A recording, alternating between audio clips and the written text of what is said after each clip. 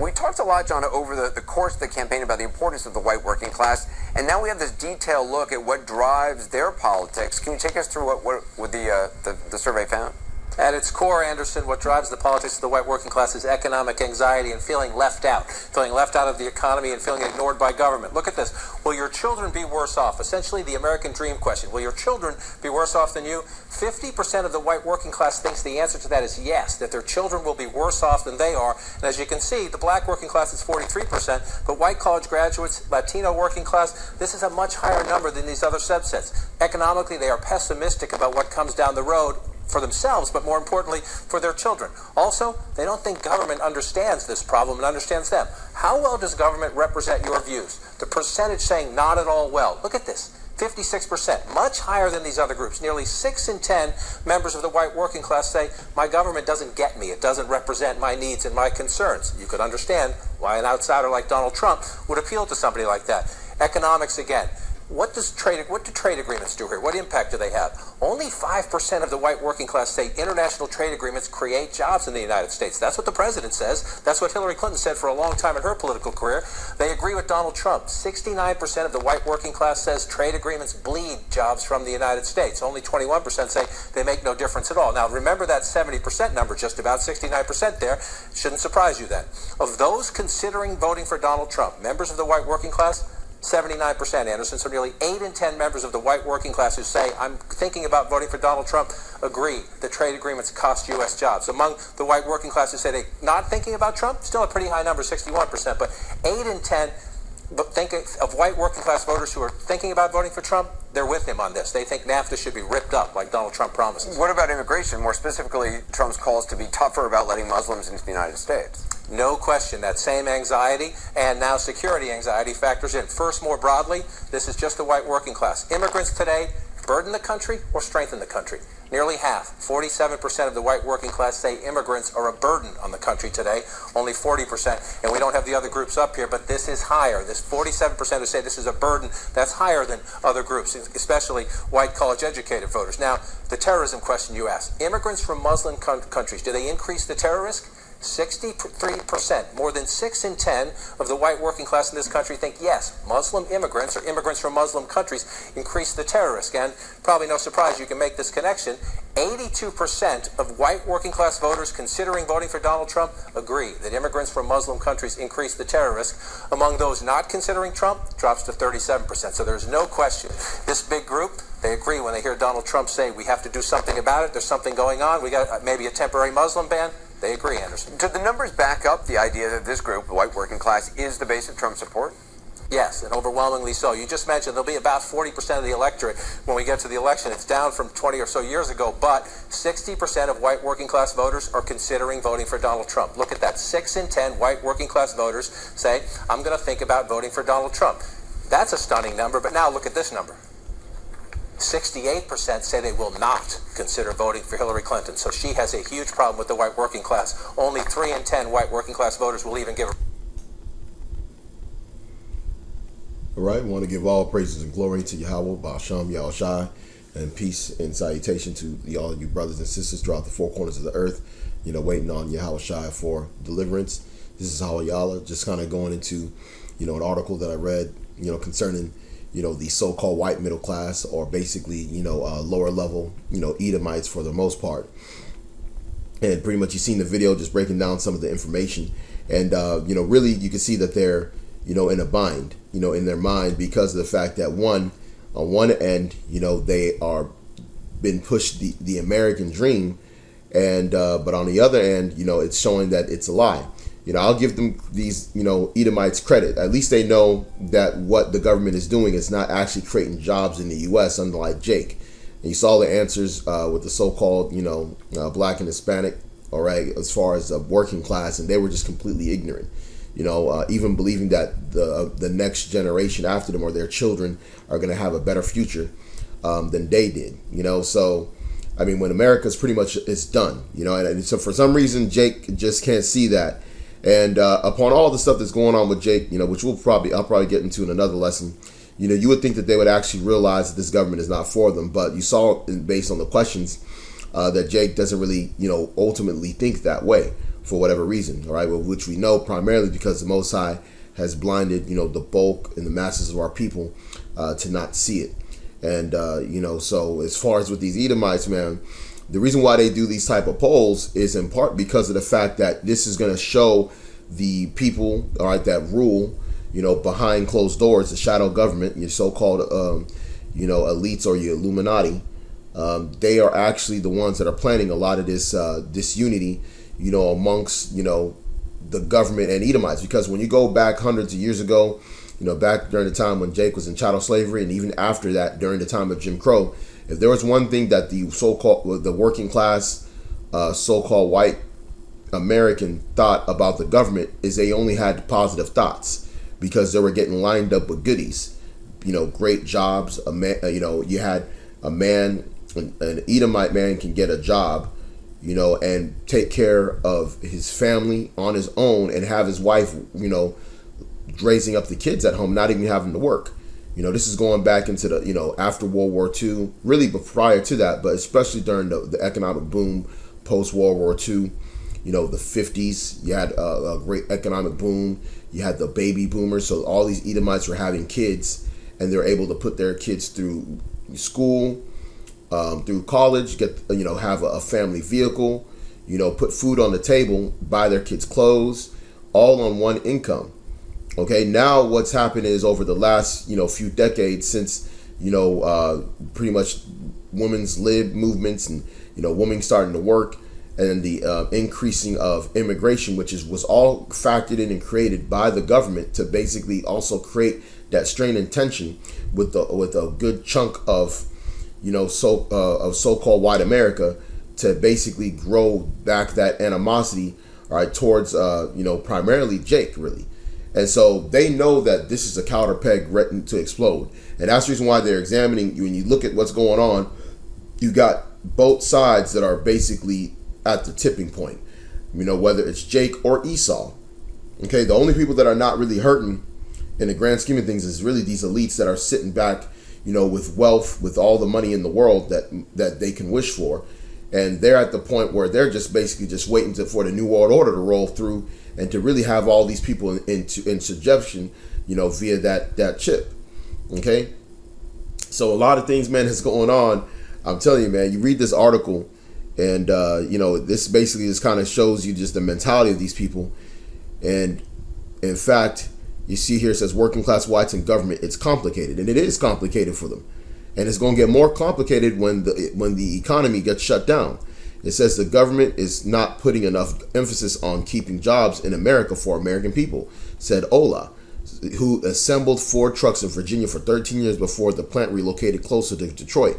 We should get more help for educated people to go to work. See, what they don't understand is that America has been, is completely been, sold, all right, to corporations who are going overseas. And that's the reason why you have things like TPP. All these things are being done to remove jobs from Babylon, ultimately to collapse the economy. Because what's happening right now, these Edomites don't understand, is that there's actually a set for demolition, all right, of America that's occurring. And the American dream that they believed in, they see it going away. Because they know how their parents lived and their parents lived. So in this particular generation that came up, all right, that they're talking about, they're actually seeing that the way the future is looking for them is not like it looked like for their grandparents and even their parents. They're seeing that this place is basically, on its way out. And what they're doing is they're putting hopes in Donald Trump that he's going to be able to turn things around, which ultimately they believe that turning things around means putting you Jakes into tougher subjection. And they believe that Donald Trump is the last hope that they have to basically salvage what's remaining in Babylon. And then you saw the question that they had, in fact, I'm going to go ahead and see if I can find, a little bit more information on some of the things that they had talked about. It says here, it's Washington's fault. Who's to blame for working class economic problems? Working class says 62% federal government. All right, so what do you think that's going to lead to? That's going to lead to an insurrection, man. That's going to lead to the government overthrow, man. It says in the scriptures, they shall not regard their kings nor their princes. And then they're going to be amongst the people, just like Jake, But these Edomites is going to be coming at the government too. That's the reason why these so-called, working class white Americans are known for forming militia groups.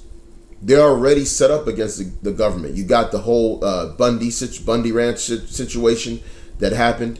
You have different incidents that have occurred that are dealing with, the whole movement of the Trump Make America Great Again.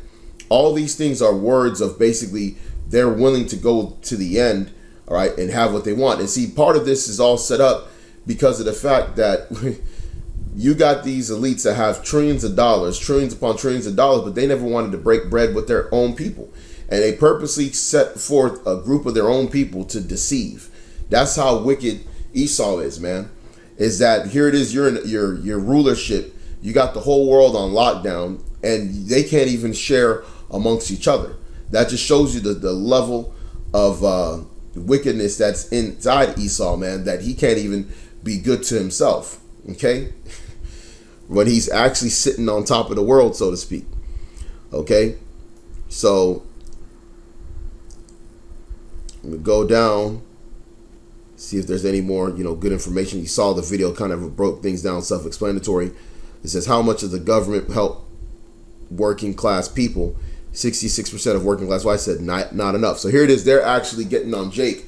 See, this is the confusion. They get on Jake for basically wanting help from the government, but then 66% of them saying that they need more help from the government, all the while not trusting the government. And that's part of the confliction, because they know that they need some level of help from the government, but at the same time they see the government is actually doing things that's not helping them, such as the whole job piece, all right, and then also bringing in other so-called races, as they call it, into the country to take a lot of their jobs, so hey man, this is a whole bunch of stuff, man, that's going on with these people. Another piece that is very interesting, let me see if I can try and find it, but it looks like they're just primarily talking about jobs and economics and the government's role in their lives. Another piece in that video was the whole Muslim piece, man. That was actually, pretty interesting right there, because of the fact that you already know that these Edomites, they already have that patriotism in them. So that's another angle of manipulation that the government uses against these ignorant, low-level Edomites, for the most part, is the fact that they don't understand that the government set up that whole Al-Qaeda, everything, man. I mean, they don't understand that. They don't understand that they set up ISIS, because, see, these are the same Edomites that their sons and their daughters will go into the military to go overseas to fight against, some Arabs, because they really believe that stuff was actually not orchestrated and set up by the same government that they represent in uniform. Okay? So what does that mean? Eventually, these terror attacks, man, just like you saw over the weekend, which some of that is staged, is actually going to help galvanize these Edomites even more, and then coinciding that with the economic collapse plus the racial tension with Jake, and you're just going to see, a bunch of wild Edomites out here, basically trying to, exact their revenge, or even, ultimately, trying to keep their rulership going, which is they're going to lose to that miserably, because according to the scriptures, they are going to lose that, right, to the elect of the children of Israel, and they're going to eventually, they're going to have to just go into slavery, at the end. So, hey, man, I mean, these Edomites, they losing it, man. They don't know what to do with themselves anymore. So I'm gonna just kind of go into a couple of precepts. This is Ecclesiasticus chapter 14 and verse 5. He that is evil to himself, to whom will he be good?